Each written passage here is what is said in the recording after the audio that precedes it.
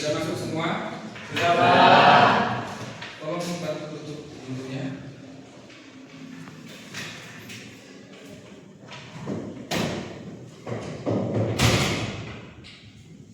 Oke, bisa kita mulai? Bisa, Pak. Alhamdulillahirabbil alamin. Wal 'aqibatu lil muttaqin wa la 'udwana illa 'alal zalimin. Asyhadu an la ilaha illallah wahdahu la syarika lah wa asyhadu anna Muhammadan abduhu wa rasuluh la nabiyya ba'da amma ba'd. Mari sama-sama kita memperbaharui rasa syukur kita kepada Allah Subhanahu wa taala dan selalu kita berselawat kepada Nabi besar Muhammad sallallahu alaihi wasallam. Sama-sama kita awali perkuliahan kita pada siang hari ini dengan mengucapkan basmalah. Bismillahirrahmanirrahim. Saya akan presentasi dulu hadirin kita pada siang hari ini. Sebelumnya, yang ada yang mengirimkan surat ataupun yang tidak berkesempatan hadir pada hari ini, Bosma, gimana? Ada ya? Siapa namanya? Adi Putra. Adi Putra. Keterangannya? Izin. Oke. Materi perkuliahan kita tentang etika akademik, bagaimana itu plagiarisme, kemudian apa-apa saja yang akan kita bahas di dalam etika akademik tersebut. Cuman sebelum kita masuk ke materi inti, saya akan bagikan kalian menjadi 5 kelompok. Ya. Ada yang lupa dari satu kelompok, ada yang ketiga. Silakan berdiri. Silakan cepat.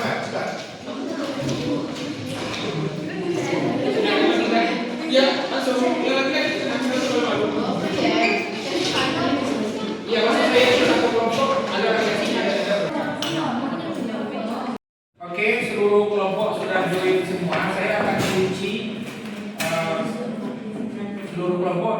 Tidak ada yang bisa login lagi. Sekarang siap-siap, tolong jawabannya dipersiapkan dan dipikirkan dalam waktu kisaran 20 detik ya. Kita mulai. Soal pertama.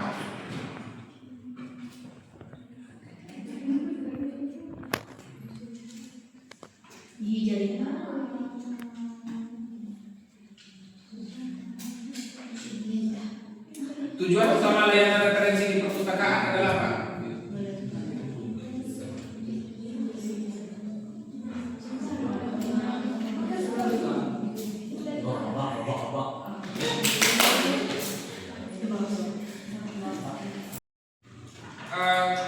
Kita akan lanjutkan ke materi kita tentang etika akademik, memahami plagiarisme, sitasi, dan tanggung jawab ilmiah dalam kehidupan akademik. Ada 3 bahasan yang akan kita bahas di siang hari ini tentang plagiarisme, sitasi, dan tanggung jawab ilmiah. Plagiarisme itu adalah tindakan menggunakan karya, ide, atau tulisan orang lain tanpa memberikan pengakuan yang sesuai, seolah-olah merupakan karya sendiri. Plagiarisme itu merupakan pelanggaran serius di dalam dunia akademik. Nah, jadi kalau berdasarkan katanya, plagiarisme itu berasal daripada bahasa asing, yaitu plagiarius, artinya pencopet, penjahat, pemaling, yang PP, pemaling, pencopet, penjahat, pencuri. Itu asal kata daripada plagiarisme. Tapi di dalam sebuah akademik ataupun di dalam sebuah karya ilmiah, plagiarisme itu diartikan sebagai menggunakan karya atau ide atau tulisan orang lain tanpa memberikan pengakuan yang sesuai, seolah-olah merupakan karya sendiri. Jadi karya orang itu kita ambil, kemudian kita katakan kalau itu karya kita sendiri. Ruang lingkup plagiarisme itu yang pertama ada teks dan tulisan. menyalin paragraf, kalimat, dan struktur tulisan. Paragraf yang kalian salin misalnya apakah dari buku atau IPA ataupun dari media, kemudian kalian salin, misalnya kalian memasukkan itu ke dalam skripsi kalian, terus apa kalian cantumkan sumber ataupun orang yang menulis dari kata-kata tersebut, maka itulah yang dikatakan dengan plagiarisme. Dan itu ada sanksinya. Ini jenis-jenis plagiarisme. Yang pertama itu ada plagiarisme langsung, menyalin teks atau karya orang lain secara utuh tanpa tanda kutip atau citasi. Nah, nanti di di pertemuan berikutnya kita akan mempelajari lagi bagaimana cara kita mengedukasi karya orang lain, yang mana kalau kita mengedukasi itu pada bagiannya harus menggunakan satu spasi. Yang kedua, plagiarisme prakra, yaitu menulis ulang karya orang lain dengan sedikit perubahan tanpa menyebutkan sumber. Karya orang lain, baik dari sumber artikel ataupun skripsi ataupun hasil penelitian yang kalian ambil tanpa kalian menyebut sumbernya. Kemudian juga ada plagiarisme diri, menggunakan karya yang pernah disebut sebelumnya untuk tugas baru tanpa izin. Artinya. Kemudian berikutnya, pengertian dan fungsi citasi. Citasi adalah cara mengakui dan menghormati karya orang lain yang digunakan dalam penulisan akademik dengan mencantumkan sumber secara lengkap dan akurat. Ada beberapa fungsi utama citasi. Yang pertama, memberikan kredit, kemudian verifikasi sumber, mencegah terjadinya plagiarisme, memperkuat argumen, dan menunjukkan kedalaman riset. Jadi ada beberapa aplikasi lagi yang digunakan untuk citasi. Yang pertama, kita bisa gunakan Mendeley, Zotero, ataupun Rekenet, dan lain sebagainya. Banyak cara untuk membuat sebuah citasi di dalam suatu karya.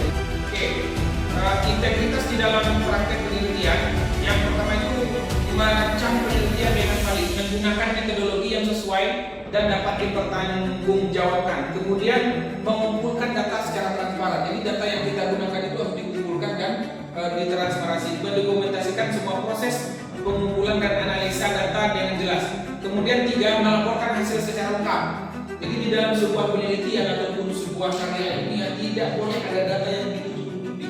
Semuanya harus dipaparkan secara lengkap. Kemudian yang keempat, mengakui kontribusi semua pihak. Kita harus mengakui bahwa semua pihak itu berkontribusi di dalam sebuah karya ilmiah kita itu harus kita akui. Kemudian kesimpulan daripada materi kita yaitu etika akademik adalah fondasi integritas intelektual. Dengan memahami plagiarisme, menguasai teknik citasi, dan menjalankan tanggung jawab ilmiah, kita berkontribusi pada kemajuan ilmu pengetahuan yang jujur dan berkelanjutan. Kemudian kita akan melanjutkan kepada sesi post-test. Siap-siap untuk perkelompoknya. Melakukan review daripada hasil materi saya tadi. Sebelum kalian menyampaikan kesimpulan yang dapat materi yang dapat kalian ambil dari pemaparan saya tadi, silakan join dulu di post test kita pada siang hari ini. Silakan. Oke, semua kelompok sudah masuk. Saya akan kunci dan kita akan mulai. Ada 10 pertanyaan ya. Kemudian ada beberapa pertanyaan yang true false. Jawabannya benar salah. Ada pernyataan. Sekarang kita mulai.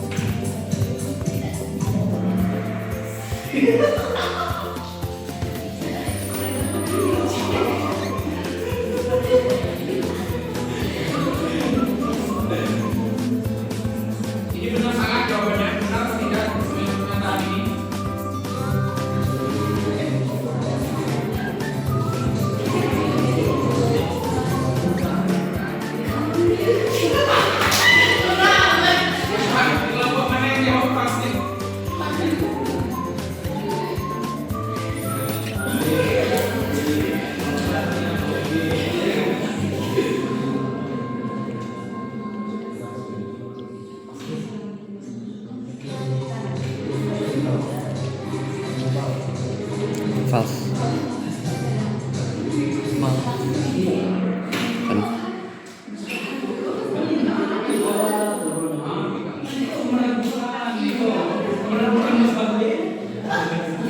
Pertanyaan ke-9. Penggunaan artificial intelligence dapat membantu proses belajar jika digunakan secara bertanggung jawab. Betul atau salah? Betul. Salah. Kan?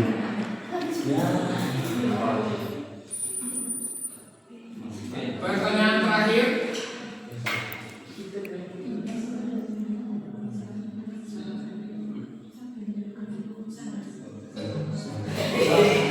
Salah. Sekarang kita akan lihat skor akhir.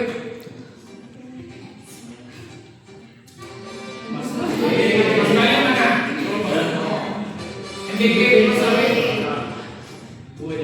Peringkat satunya 2 jauh. IKN Masyarakat mana IKN Masyarakat?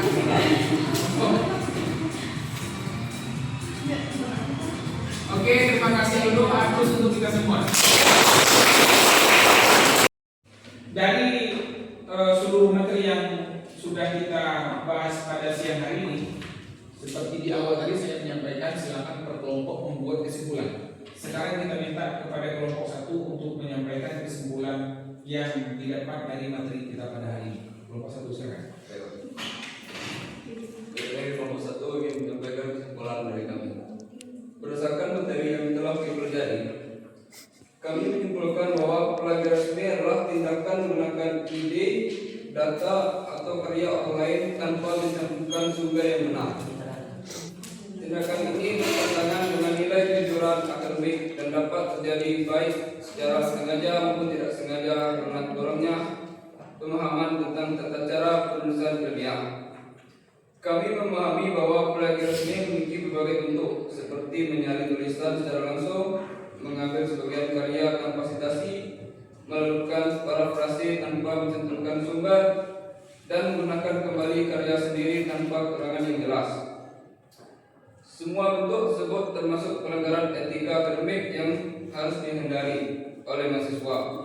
Sebagai kesimpulan, kami berpendapat bahwa setiap mahasiswa harus menjunjung tinggi kejujuran akademik dengan menghasilkan karya yang orisinal serta menghargai hasil pemikiran orang lain.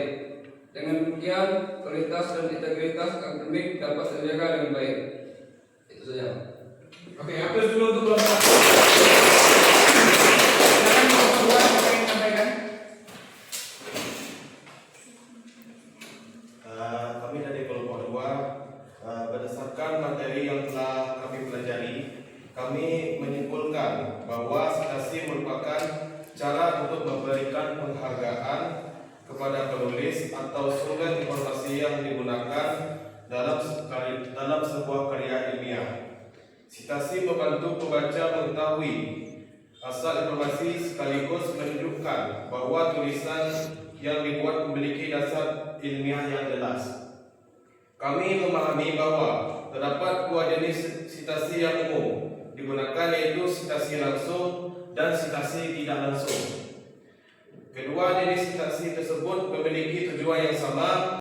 Kami sudah menyimpulkan dari materi yang kami pahami, yaitu kami menyimpulkan bahwa perkembangan teknologi digital dapat memberikan kemudahan bagi mahasiswa, baik dalam pencarian berbagai sumber informasi, dan serta kehadiran AI juga dapat membantu suatu proses pembelajaran mulai dari pencarian referensi dan penulisan akademik. Secara kesimpulan, kami mengangkat bahwa integritas akademik di era digital sangat bergantung pada kesadaran mahasiswa itu sendiri dalam menggunakan teknologi secara bertanggung jawab. Dan teknologi AI seharusnya menjadi alat bantu, bukan sebagai menggantikan proses berpikir mahasiswa itu sendiri. Mungkin itu saja. Sekian, wassalamualaikum warahmatullahi wabarakatuh. Oke, demikian hasil pemaparan dari masing-masing kelompok kalian. Terima kasih banyak. Kemudian sesi terakhir kita, apakah ada yang mau bertanya? Kita persilakan. Pas, kalau tidak ada, mari ini sama-sama kita akhiri perkuliahan kita dengan mengucapkan hamdalah. Oke, lebih dan kurang saya mohon maaf. Wassalamualaikum warahmatullahi warahmatullahi wabarakatuh.